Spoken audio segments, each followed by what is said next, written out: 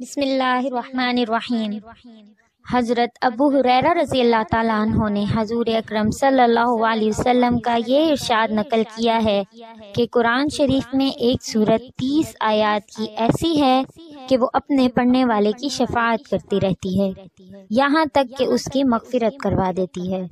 وہ سورت ہے تبارک الذی۔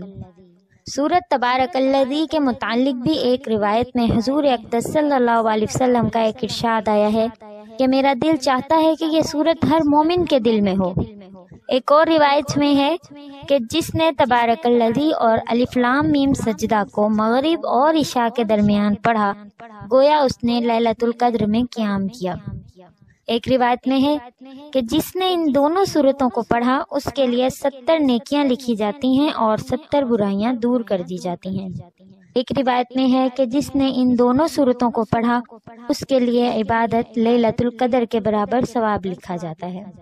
ترمذی رحمۃ اللہ علیہ نے ابن عباس رضی اللہ تعالیٰ عنہ سے نقل کیا ہے کہ بعض صحابہ نے ایک جگہ خیمہ لگایا، ان کو علم نہ تھا کہ وہاں قبر ہے۔ اچانک ان خیمہ لگانے والوں نے اس جگہ کسی کو سورت تبارک الذی پڑھتے ہوئے سنا۔ حضور اقدس صلی اللہ علیہ وسلم سے آ کر عرض کیا۔ حضور صلی اللہ علیہ وسلم نے فرمایا کہ یہ سورت اللہ کے عذاب سے روکنے والی ہے اور نجات دینے والی ہے۔ حضرت جابر رضی اللہ تعالیٰ عنہ کہتے ہیں کہ یہ حضور صلی اللہ علیہ وسلم اس وقت تک نہیں سوتے تھے جب تک الف لام میم سجدہ اور سورت تبارک الذی نہ پڑھ لیتے۔ خالد بن معدان رضی اللہ تعالیٰ عنہ کہتے ہیں کہ مجھے یہ روایت پہنچی ہے کہ ایک شخص بڑا گنہگار تھا اور سورت سجدہ پڑھا کرتا تھا، اس کے علاوہ اور کچھ نہیں پڑھتا تھا۔ اس سورت نے اپنے پر اس شخص پر پھیلا دیے کہ اے رب، یہ شخص میری بہت تلاوت کرتا تھا، اس کی شفاعت قبول کی گئی اور حکم ہوا کہ ہر خطا کے بدلے میں ایک نیکی دے دی جائے۔ سبحان اللہ۔ خالد بن معدان رضی اللہ تعالیٰ عنہ یہ بھی کہتے ہیں کہ یہ سورت اپنے پڑھنے والے کی طرف سے قبر میں جھگڑتی ہے اور کہتی ہے کہ اگر میں تیری کتاب میں سے ہوں تو میری شفاعت کو قبول کر لے، ورنہ مجھے اپنی کتاب سے مٹا دے، اور بمنزلہ پرندے کے بن جاتی ہے اور اپنے پر میت پہ پھیلا دیتی ہے اور اس وقت اس پر عذاب قبر ہونے سے مانع ہوتی ہے۔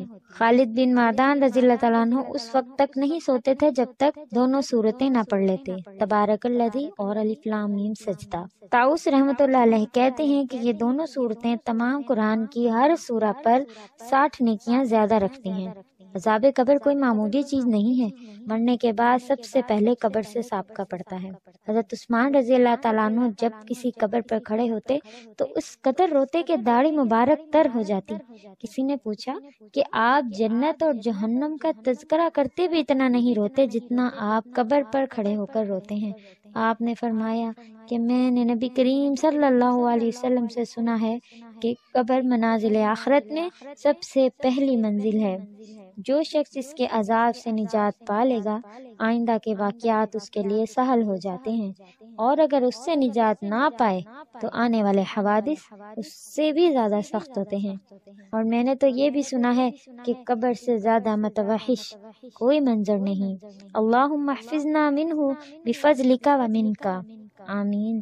سرور کائنات حضرت محمد مصطفیٰ صلی اللہ علیہ وسلم روزانہ رات کو سوتے وقت سورہ ملک کی تلاوت فرماتے تھے۔ جو شخص عشاء کی نماز کے بعد سوتے میں ایک بار اس سورت کی تلاوت کرے، روزانہ کرے، انشاءاللہ العزیز قبر کے عذاب سے محفوظ رہے گا، مغفرت نصیب ہوگی، سکرات سے امن پائے گا اور مقروض قرض سے نجات پائے گا۔ رؤیت ہلال کے وقت تلاوت کرنے والا سارا مہینہ آرام سے بسر کرتا ہے، اور جس کو آشوب چشم ہو اس کے لیے روزانہ 3 مرتبہ پڑھ کر دم کرنا بھی مفید ہے۔ ایک روایت میں آتا ہے کہ یہ سورت اپنے پڑھنے والے کی مغفرت کا اس وقت تک سوال کرتی رہتی ہے جب تک اس کو بخش نہیں دیا جاتا۔ سورت ملک پڑھنے کے بعد سورت التکاثر 3 مرتبہ پڑھ لینا افضل ہے۔ اس سورت کے چند فوائد میں سے ایک فائدہ یہ بھی ہے کہ اگر کسی بچے کو نظر بد لگ جاتی ہے تو اس سورت کو 1 مرتبہ پڑھ کر پانی پہ دم کریں اور اس بچے کو پلائیے، انشاءاللہ العزیز نظر بد کے اثرات ختم ہو جائیں گے اور بچہ ہمیشہ کے لیے نظر بد سے محفوظ رہتا ہے۔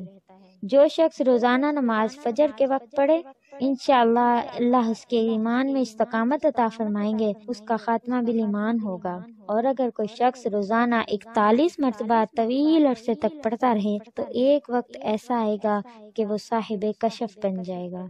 اگر کوئی حاملہ عورت 40 روز تک اس سورت کو پڑھ کر پانی پہ دم کر کے پیے تو اللہ اس کا حمل اپنی رحمت سے محفوظ رکھتے ہیں۔